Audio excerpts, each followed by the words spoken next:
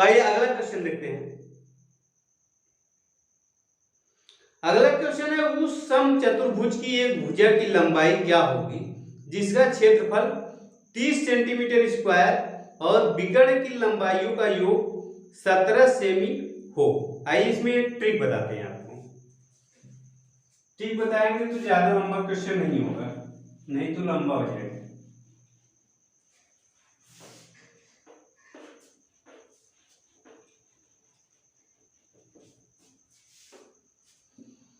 यहाँ देखिए, जब इस तरह का क्वेश्चन पूछे और उसमें यहाँ पे देखिए, यहाँ पे दोनों विकर्णों का योग दिया हो या अंतर दिया हो, योग दिया हो या अंतर दिया।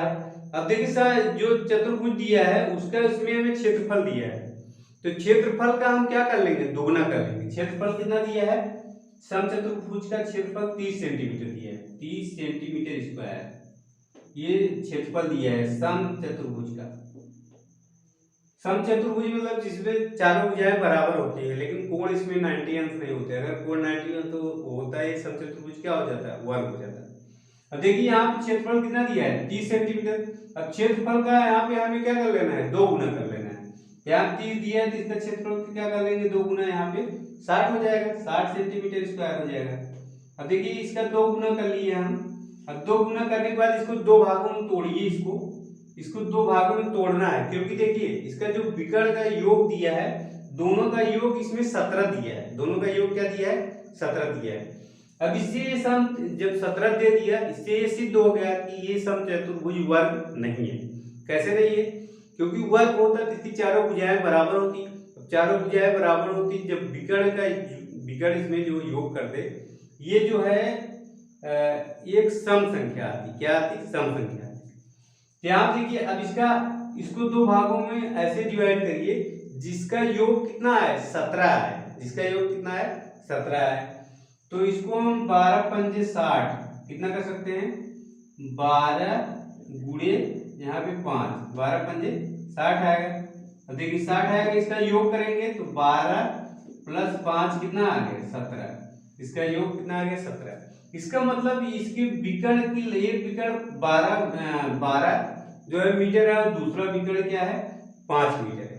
यहाँ दोनों विकर्णों की क्या आ गई, दोनों विकर्णों की यहाँ पे हमें लंबाई आ गई। अब देखिए यहाँ पे हमें पूछ रहा है विकर्णों की लंबाई का, सॉरी, उस चतुर्भुज की भुजा की लंबाई पूछ रहा है।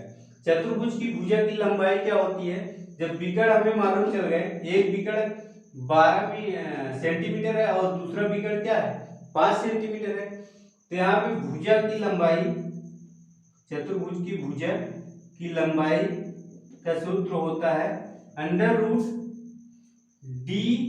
जैसे मान लीजिए इसमें d1 d2 होगा, यहाँ पे d1 बराबर कितना आ गया, 12 सेंटीमीटर, और d2 बराबर कितना आ गया, 5 सेंटीमीटर। अब d1 मतलब ये पहला विकर्ण है और d2 मतलब दूसरा विकर्ण है। तो यहाँ पे पहले विकर्ण d1 अपान 2 का स्क्वायर प्लस d2 अपान 2 का स्क्वायर, ये क्या होता है, भुजा की लंबाई। जब दोनों विकर्ण क्या है मालूम हो, तो यहाँ भुजा की लंबाई क्या होती है, d1 अंडर रूट में d1 अपान 2 का स्क्वायर प्लस d2 अपान 2 का स्क्वायर। अब यहाँ देखिए, यहाँ पे d1 का मान हमने कितना निकाला, 12 सेंटीमीटर, तो 12 बटा यहाँ पे 2 का स्क्वायर, और इसके बाद प्लस यहाँ d2 का मान हमने क्या निकाला, 5 सेंटीमीटर, तो यहाँ पे 5 बटा 2 का स्क्वायर। अब यहाँ से हो जाएगा 12 पर हमें 144 बटा यहाँ पे 2 दूनी 4, और यहाँ पे प्लस 5 पचे 25 बटा 4। अब देखिए यहाँ पे जोड़ लीजिए, 5 4 9, यहाँ पे जोड़ेंगे तो कितना आएगा, 5 4 9, और यहाँ पे 4 2 1 6 आएगा, और यहाँ पे 1 बटा कितना हो जाएगा, 4। देखिए 13 तरह में 169 होता है, 13 का वर्ग है। अब यहाँ पे भुजा की लंबाई कितनी आ जाएगी, यहाँ पे 13 बटा 2, ये जो सेंटीमीटर में है तो ये सेंटीमीटर, तो 13 बटा 2 सेंटीमीटर यहाँ क्या आ गया, भुजा की लंबाई आ गई। अब देखिए इसमें हमारा कौन सा ऑप्शन करेक्ट ऑप्शन है, चतुर्भुज की 13 बटा 2, 13 बटा 2 मतलब 6.5। यहाँ देखिए ऑप्शन में क्या दिया है, 6.5, क्योंकि 2 से भाग देंगे 2 छंग 12, फिर 1 बचेगा, 0 बढ़ा के 10 हो जाएगा, 2 बचे 10, तो 6.5 सेंटीमीटर। ये क्या हो गया हमारा आंसर हो गया। यहाँ नीचे नहीं दिख रहा है तो यहाँ लिख देते हैं। यहाँ भुजक की लंबाई मान लेते हैं, ये भुजक की लंबाई कितनी आ गई 13/2। 13/2 मतलब क्या है, 2 से भाग देंगे, 2 छंग 12, 1 बचेगा, 0 बढ़ाएंगे 10 हो जाएगा, 2 बचे 10, यहाँ 6.5 सेंटीमीटर। ये हमारा क्या हो जाएगा आंसर हो जाएगा। अब देखिए इसमें ऑप्शन कौन सा करेक्ट ऑप्शन है, सी ऑप्शन इसमें करेक्ट ऑप्शन है। तो आइए अगला क्वेश्चन देखते हैं। अगला क्वेश्चन है, एक घनाभ की लंबाई चौड़ाई और ऊंचाई क्रमशः 6 सेमी, 5 सेमी और 4 सेमी है। घनाभ का कुल पृष्ठ क्षेत्रफल क्या होगा, आइए देखते हैं।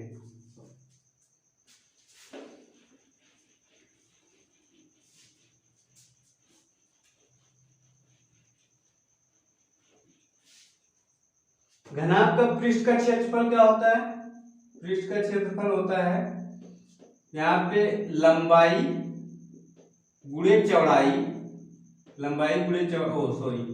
दो ब्रैकेट में लंबाई गुणे चौड़ाई, और इसके बाद प्लस चौड़ाई गुणे ऊंचाई, प्लस यहाँ पे ऊंचाई गुणे लंबाई, ये होता है। अब यहाँ देखिए हमें दिया हुआ है, यहाँ पे हमें देखिए लंबाई चौड़ाई और ऊंचाई, लंबाई कितना दिया है 6 सेंटीमीटर, तो इसमें रखिए लंबाई इसमें दिया है 6 सेंटीमीटर, और चौड़ाई कितना दिया है 5 सेंटीमीटर गुणे 5, प्लस चौड़ाई इसमें 5 सेंटीमीटर और ऊंचाई कितना दिया है 4 सेंटीमीटर, और प्लस ऊंचाई 4 सेंटीमीटर, लंबाई 6 सेंटीमीटर। अब गुणा कर लीजिए, 6 पंजे 30 प्लस 5 चौक 20 प्लस 6 चौक 24। यहाँ देखिए गुणा करने के बाद जोड़ लीजिए, 4 मतलब 4 और इसके बाद 2 2 और ये 4 3 7, 74 गुणे कितना आएगा 2। यहाँ पे 2 गुणा कर लीजिए, यहाँ 2 गुणा करेंगे 2 चौक 8 और 2 सर 14। तो यहाँ पे क्या आ गया क्षेत्रफल, यहाँ देखिए उसका पृष्ठ का क्षेत्रफल कितना आ गया, पृष्ठ का क्षेत्रफल 148। यहाँ देखिए मीटर हो तो मीटर में लगा लीजिए, क्या सेमी में है तो यहाँ सेंटीमीटर स्क्वायर क्षेत्रफल है वो, तो यहाँ पे स्क्वायर है। जब देखिए इसमें 148 सेंटीमीटर इसका आ गया, घनाभ का क्या आ गया, ये घनाभ का पृष्ठ का क्षेत्रफल है। तो यहाँ देखिए कौन सा ऑप्शन करेक्ट ऑप्शन है, 148 centimetre, C option correct option है। तो आइए अगला क्वेश्चन देखते हैं।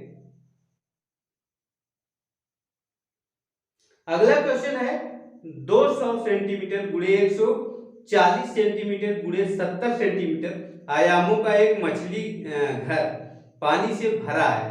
मछली घर के आयतन से कुल सतह क्षेत्रफल का अनुपात कितना होगा, आइए देखते हैं।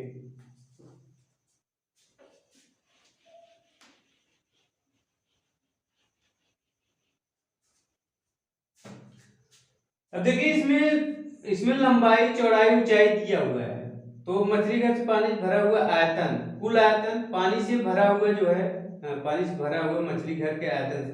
अब देखिए मान लीजिए पानी से जो भरा हुआ होगा, यहाँ पे ये हो गया, ये हो गया।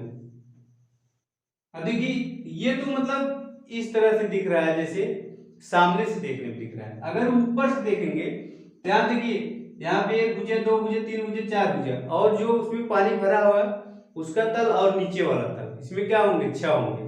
तो इसमें जो हम इसका सतह का क्षेत्रफल निकालेंगे, इसमें कितनी सतहें होंगी, इसमें 6 सतहें होंगी। कितनी सतहें होंगी 6 सतहें होंगी। अब यहाँ पे सतह का क्षेत्रफल बराबर क्या होगा 2, यहाँ पे लंबाई गुणे क्या होगा चौड़ाई होगी, और प्लस चौड़ाई गुणे क्या होगा ऊंचाई होगी, प्लस यहाँ पे ऊंचाई गुणे चौड़ाई होगी, लंबाई होगी, ये लंबाई होगी। यहाँ देखिए ये होगा, क्योंकि देखिए जो अगर कमरे में मान लीजिए कमरा हो, उसमें कितने दीवार होते हैं अंदर, अगर अंदर से आप गिनेंगे 1 दीवार 2 दीवार, फिर ये वाली दीवार, फिर उसकी वाली दीवार 4 हो गई, और ऊपर छत और नीचे फर्श कितने हो गए 6 हो गए। अब सब सतहों का क्षेत्रफल निकालना है, तो यहाँ पे ये होगा। तो यहाँ देखिए लंबाई कितने दिया है, यहाँ पे लंबाई देखे, लंबाई दिया है, कहाँ गया, हाँ लंबाई दिया है 200 सेंटीमीटर, 200 सेंटीमीटर, और चौड़ाई दिया है 140 सेंटीमीटर, और ऊंचाई जो दिया है ऊंचाई, तो ऊंचाई इसमें हमें ये हो गया लंबाई, और ये हो गया चौड़ाई, और ये हो गया ऊंचाई। ऊंचाई इसमें कितना दिया है 70 सेंटीमीटर, 70 सेंटीमीटर। अब रख दीजिए इसमें सभी का मान, इसमें रखेंगे 2, लंबाई कितनी है 200, 200 गुणे चौड़ाई कितनी है 140, और इसके बाद प्लस चौड़ाई कितनी है 140, ऊंचाई कितनी है 70, प्लस ऊंचाई कितनी है 70 गुणे लंबाई कितनी है 200। अब यहाँ पूरा कर लीजिए, जो आएगा क्या होगा हमारा आंसर हो जाएगा। अब यहाँ पे देखिए ये पूरा करेंगे 14 दूनी 28। अब यहाँ पे देखिए 3 जीरो, प्लस यहाँ पे 24 कितना होगा 24 से 98, 98, और यहाँ पे 2 जीरो, प्लस यहाँ पे 7 दूनी 14, यहाँ पे कितना होगा ये 3 जीरो।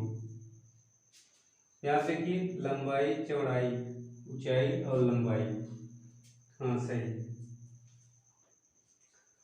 अब यहाँ पे इसको जोड़ लीजिए, यहाँ पे जोड़ेंगे एक 0 0 0, यहाँ पे 0 आएगा, फिर दूसरे में 0 0, यहाँ पे 0 आएगा, फिर तीसरे में यहाँ पे आएगा 8, और यहाँ पे आएगा 8, फिर चौथा में जोड़ेंगे, चौथे अंक के लिए 4 आएगा, और यहाँ पे 9 4 13, और 13 और 8, 13 8 कितना होगा 21, 21 की एक हाथ लगा दो, फिर देखिए यहाँ पे जोड़ेंगे एक, और यहाँ पे देखिए यहाँ पे कितना आएगा 2, 3 हो जाएगा, 3 1 4 कितना हो गया 41, फिर जोड़ लीजिए, यहाँ देखिए 2 0 2 0 आएगा, और फिर तीसरा अंक वाला जोड़ेंगे, तीसरा अंक यहाँ 8 आएगा, और यहाँ पे 8, और फिर यहाँ चौथा जोड़ेंगे, यहाँ पे आएगा 9 4 13, 13 और जो है 8 कितना होगा 21, हाथ लगा 2।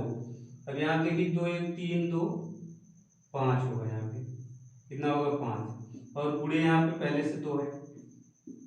अब यहाँ पूरा कर लीजिए 2 का, 2 पूरा करेंगे 2 0 0, 2 8 16, फिर 2 1 के 2 1 3, और 5 दूनी 10, यहाँ कितना आ गया 10,000, क्या जाए सैकड़ा हजार 10,000 लाख, 1,36,000, 1 लाख कितना आ गया 3600।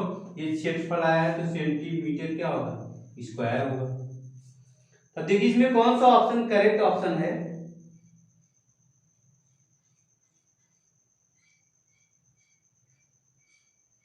आयतन से कुल सतह का क्षेत्रफल का अनुपात, आयतन से कुल सतह का क्षेत्रफल का अनुपात, सॉरी यहाँ पे आयतन से जो है कुल सतह क्षेत्रफल का अनुपात पूछ रहा है। तब इसमें आयतन निकाल लीजिए, आयतन क्या निकालेंगे, आयतन इसमें सबका गुणा कर दीजिए, वो क्या हो जाएगा आयतन हो जाएगा। तो आयतन यहाँ पे निकालिए, आयतन, आयतन बराबर यहाँ पे लंबाई गुणे चौड़ाई गुणे ऊंचाई, यहाँ पे लंबाई कितना है 200, गुणे चौड़ाई कितना है 140, और गुणे यहाँ पे 70, ये आयतन हो जाएगा। यहाँ देखिए गुणा कर लीजिए, यहाँ पे 7 दूनी 14, 14 14 में 196, और यहाँ पे 2 0 3 4 4 0। अब देखिए यहाँ पे आयतन और कुल सतह का अनुपात, यहाँ पे आयतन और कुल सतह का अनुपात, इसमें भाग दे दीजिए इसके 10 36 00। अब देखिए जो बढ़ रहा है 00 से यहाँ से कैंसिल, और यहाँ पे कितने से कटेगा, यहाँ से आप काट सकते हो, देखो कितने से कट रहा है, हाँ 700/37 आएगा। यहाँ पे देखिए काटने के बाद कितना आएगा 700/37, ये आएगा। अब देखिए 700/37, इसमें जो है ये क्या हो जाएगा हमारा आंसर हो जाएगा। अब देखिए इसमें कौन सा ऑप्शन करेक्ट ऑप्शन है, इसमें हमारा डी ऑप्शन करेक्ट ऑप्शन है।